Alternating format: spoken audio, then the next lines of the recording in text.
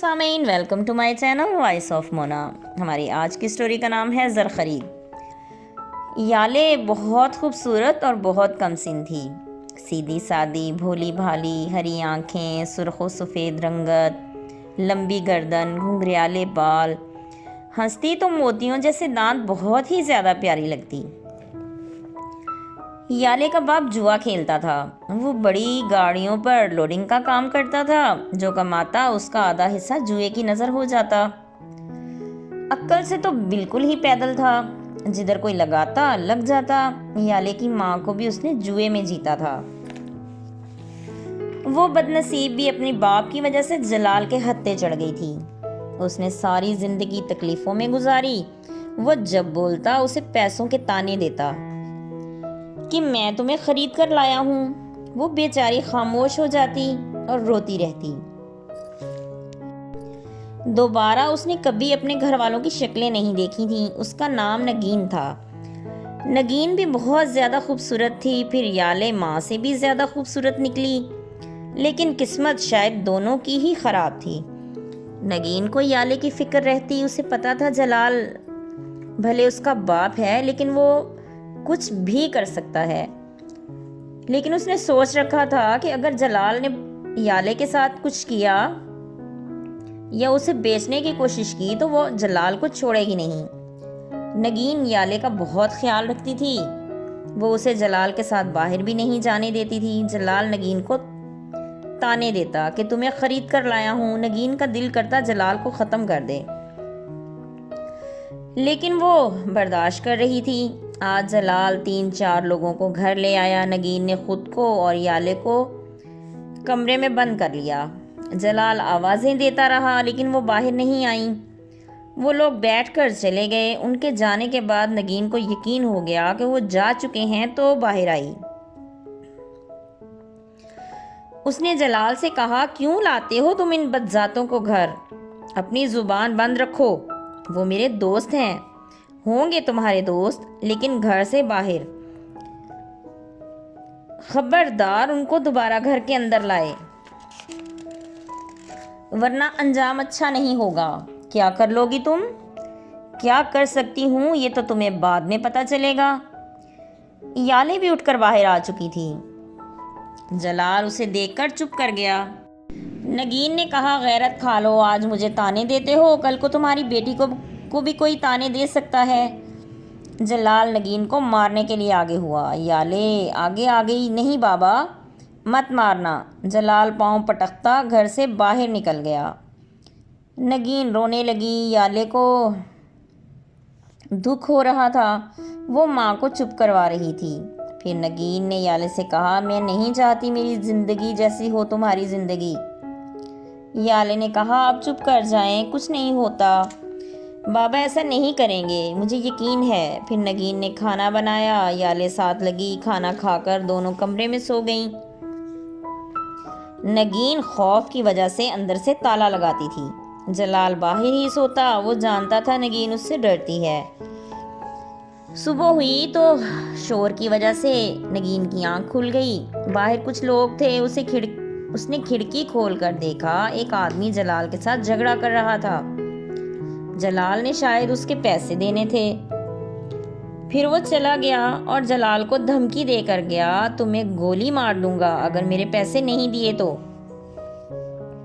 وہ چلا گیا تو نگین نے باہر آ کر جلال سے پوچھا، یہ کون تھا اور کون سے پیسے مانگ رہا تھا؟ کچھ نہیں، تم اپنا کام کرو۔ نگین کی فکر اور بڑھ گئی کہ پتہ نہیں وہ کیوں اور کس وجہ سے آیا تھا۔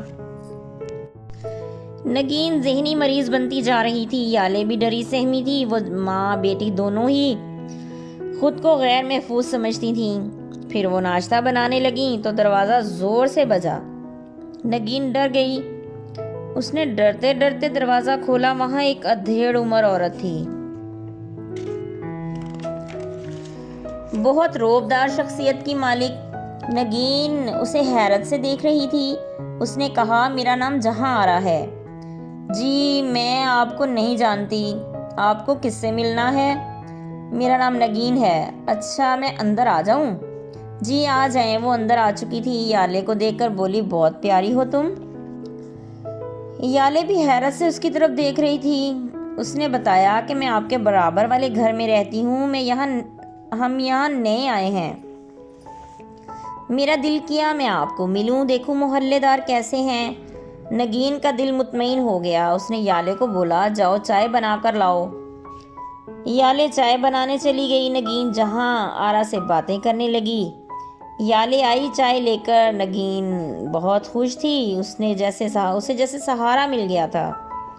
وہ سارے حالات جہاں آرا کو بتا چکی تھی۔ وہ اسے تسلی دے رہی تھی کہ تم گھبراؤ نہیں، ایسا کچھ نہیں ہوگا، تم مطمئن رہو، میں تمہارا ساتھ دوں گی۔ یالے کو سمجھ آ گئی تھی کہ نگین اس عورت پر بھروسہ کر چکی تھی۔ پھر وہ ان کو دعوت دے کر چلی گئیں کہ میرے گھر ضرور آنا۔ اس کے جانے کے بعد نگین کو یالے نے کہا آپ کیسے یقین کر سکتی ہیں اس عورت پر؟ ہو سکتا ہے وہ خود کسی چکر میں آئی ہو، اس کے آنے کا مقصد کچھ اور بھی ہو سکتا ہے۔ بابا نے اسے بھیجا ہو شاید، یا بابا کے کسی دوست کی کچھ لگتی ہو۔ نگین حیران ہو گئی، یہ باتیں اس کے ذہن میں بالکل بھی نہیں آئی تھیں۔ خیر دن گزر گیا، رات ہوئی، جلال گھر آیا۔ وہ سودا سلف لایا تھا۔ نگین وہ سنبھالنے لگی۔ اس عورت کا ذکر نہیں کیا۔ اس نے جلال کو بتایا ہی نہیں۔ جلال کھانا کھاتے ہی سو گیا۔ وہ بھی دونوں سو گئیں۔ صبح ہوئی، جلال ناشتہ کر کے چلا گیا۔ نگین نے کہا یالے میں ان کے گھر ہو آؤں؟ ٹھیک ہے آپ ہو آئیے۔ یالے کو اندر بند کیا اور خود برقع پہنا اور جہاں آرا کے گھر چل دی۔ وہ گھر پر ہی تھی، اس کی بہو بچے سب تھے۔ جہاں آرا نے اسے چائے پوچھی تو نگین نے منع کر دیا کہ نہیں کچھ نہیں چاہیے۔ وہ تھوڑی دیر بیٹھی اور واپس آ گئی۔ اسے کچھ عجیب نہیں لگا تھا۔ اس کے بیٹے اسے شریف ہی لگے، انہوں نے نگین کی طرف دیکھا تک نہیں تھا۔ پھر جہاں آرا نے کہا کیا بات ہے؟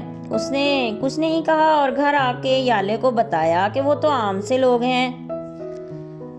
یالے بھی سن کر خاموش ہو گئی۔ پھر ان کے دل میں جو ڈر تھا وہ ختم ہو گیا۔ وقت گزر رہا تھا، جہاں آرا آتی جاتی تھی، نگین بھی چلی جاتی تھی۔ ابھی جلال کو نہیں پتا تھا اس بات کا۔ ایک دن جلال اچانک آ گیا تو اس نے جہاں آرا کو دیکھ کر تیش میں آ گیا۔ تم کون ہو بی بی اور کیوں آئی ہو ہمارے گھر؟ جہاں آرا بھی بہت تیز ترار عورت تھی۔ اس نے بتایا کہ برابر میں رہتی ہوں، اس لیے آئی ہوں۔ پھر وہ جلال سے باتیں کرنے لگی۔ جلال مطمئن ہو گیا۔ پھر وہ خود ہی چائے کا سامان لے کے آیا اور جہاں آرا کے لیے چائے بنوائی۔ پھر کافی دیر بیٹھ کر وہ چلی گئی۔ جلال کو جہاں آرا اچھی لگی تھی۔ وہ اس کے جانے کے بعد اس کی بہت زیادہ تعریف کر رہا تھا۔ نگین خوش تھی کہ چلو اس کی ایک پڑوسن تھی جو اس کے ساتھ اچھا سلوک کرتی تھی اور اس کی ہمدرد بھی تھی۔ جلال اب روز پوچھتا جہاں آرا آئی تھی۔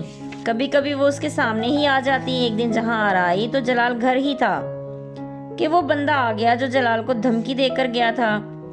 جہاں آرا وہیں تھی، نگین اور یالے اندر تھیں۔ جہاں آرا نے اس بندے کو بات کرتے سن لیا تھا۔ اس نے پوچھا کتنے پیسے ہیں تمہارے؟ اس آدمی نے بتایا 80,000۔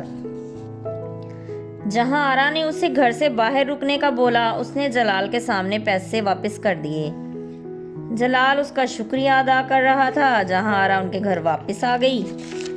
اس نے جلال سے کہا اب کسی کو اپنے گھر نہیں لانا، تمہاری بیوی اور بیٹی بہت خوبصورت ہیں، یہ نہ ہو کہ تم ہاتھ ملتے رہ جاؤ۔ جلال نے کہا نہیں، اب ایسا کچھ نہیں ہوگا، میں ایسا کچھ نہیں کروں گا۔ ٹھیک ہے، محتاط رہنا۔ پھر جہاں آرا چلی گئیں، لیکن نگین کو ٹینشن لگ گئی کہ جہاں آرا نے پیسے دیے ہیں، اب پتہ نہیں کیا ہوگا۔ دوسرے دن پھر جہاں آرا آ گئی۔ اس نے نگین سے کہا تم گھبراؤ نہیں، تم مجھے اچھی لگتی ہو، انسانیت کے ناطے میں نے یہ سب کیا۔ آہستہ آہستہ جہاں آرا ان کے گھر کا حصہ بن گئی تھی۔ وہ ہر بات جہاں آرا سے کرتے اور جہاں آرا بھی ان کی ہمدرد بن چکی تھی۔ یالے کو بھی اب اس پر شک نہیں تھا، وہ مطمئن ہو چکی تھی۔ جلال کافی سدھر گیا تھا۔ ایک دن جہاں آرا آئی تو جلال بھی گھر پر ہی تھا۔ جہاں آرا نے کہا یالے کی شادی کب کرنی ہے؟ جلال نے کہا کوئی اچھا رشتہ مل جائے۔ جہاں آرا نے کہا تم یالے مجھے دے دو، میرا بیٹا باہر کے ملک میں ہے، وہ باہر ہی کام کرتا ہے، میں یالے کا بہت خیال رکھوں گی، اور جب میرا بیٹا باہر جانا چاہے گا یالے کو بھی اس کے ساتھ بھیج دوں گی۔ جلال نے کہا میں راضی ہوں۔ پھر نگین نے بھی ہاں کر دی، لیکن جلال نے اسے بولا کہ میں خوش ہوں مگر مجھے 3 لاکھ روپے چاہیے، مجھے کاروبار کرنا ہے۔ نگین کو بہت غصہ آیا، وہ جھگڑا کرنے لگی۔ جلال نے اٹھ کر اسے مارنا شروع کر دیا۔ جہاں آرا نے اسے روکا، اس نے کہا ٹھیک ہے میں دوں گی تمہیں پیسے۔ نگین نے اتنے میں نمک مرچ پیسنے والا ڈنڈا اٹھایا اور جلال کے سر میں دھڑا دھڑ مارنا شروع کر دیا۔ 1 2 3 لگاتار وہ مارے جا رہی تھی۔ جہاں آرا کے پکڑتے پکڑتے وہ اپنا کام کر چکی تھی۔ جلال زمین پہ ڈھیر ہو چکا تھا۔ نگین وحشی ہو چکی تھی، وہ بولے جا رہی تھی بدذات مجھے خرید کر لایا، اب اپنی بیٹی کو بھی بیچے گا، اب اٹھ کر بات کر، میں دیکھوں تو کیسے میری بیٹی کو بیچے گا، تیرا خون پی جاؤں گی۔ وہ بے حس پڑا تھا۔ جہاں آرا موقع کی نزاکت کو سمجھ چکی تھی۔ یالے روئے جا رہی تھی۔ جہاں آرا نے نگین کو زور سے جھنجھوڑا، وہ ہوش میں آ گئی۔ اس نے جہاں آرا سے کہا تم یالے کو لے جاؤ اور پولیس کو بلا لو۔ جہاں آرا نے اپنے بیٹوں کو بلایا اور پھر پولیس کو بلایا۔ سارا معاملہ جہاں آرا نے رفع دفع کروایا۔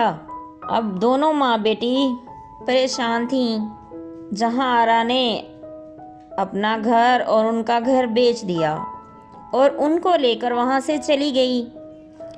اس نے ان کا ساتھ نہیں چھوڑا تھا۔ یالے کو وہ اپنی بہو بنا چکی تھی اور نگین کو بھی اس نے اپنے گھر میں ہی رکھ لیا تھا۔ جیتے رہیے، خوش رہیے، ملتے ہیں اگلی کہانی کے ساتھ۔